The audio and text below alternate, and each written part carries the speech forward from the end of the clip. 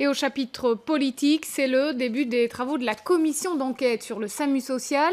Michel Gueillère, les débats s'annoncent compliqués puisque Pascal Perretta, mis en cause dans cette affaire, a déjà fait savoir qu'elle ne répondrait pas aux questions des députés.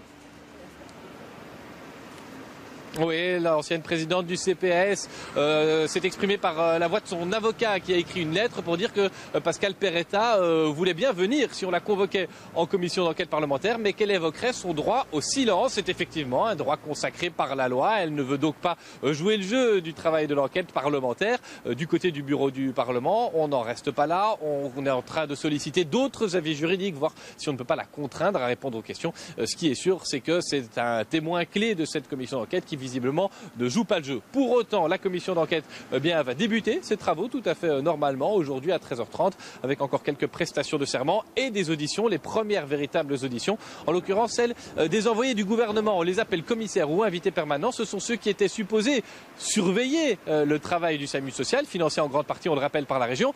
Ce travail de contrôle a été effectué, oui, mais uniquement quand l'affaire a commencé à éclater, notamment dans la presse. Pourquoi le contrôle n'a-t-il pas été réalisé plus tôt? C'est une des questions posée, on l'imagine, à 13h30 par les députés de la commission.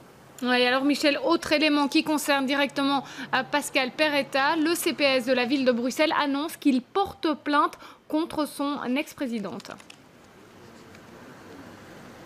Oui, pour une affaire de mise en location d'un imposant château situé à Uccle. Bah oui, parce que le CPAS de la ville est propriétaire de nombreux bâtiments. L'un d'eux, c'est le château La Tour de Freins, 6000 mètres carrés, qui servait jusqu'il y a peu de centre de conférence, situé donc dans la commune d'Uccle. Un bail amphithéotique vient d'être signé avec un homme d'affaires bien connu, selon la RTBF, John-Alexandre Bogaerts, qui a l'intention d'installer dans ce château une université un petit peu à l'américaine. On parle d'école privée. Tout cela avait été validé par le Conseil de l'aide sociale, mais en dernière minute, Pascal Perretta, toujours présidente, a modifié certains aspects liés au loyer et à l'indexation du loyer. Alors sur le site de nos confrères de la RTBF qui révèle l'affaire, l'homme d'affaires, lui, se défend, mais du côté du CPS, on veut toute la clarté. Et vu que Pascal Perretta n'est visiblement pas pressé de répondre aux questions qu'on lui pose, eh bien c'est la justice qui devra faire la clarté là-dessus.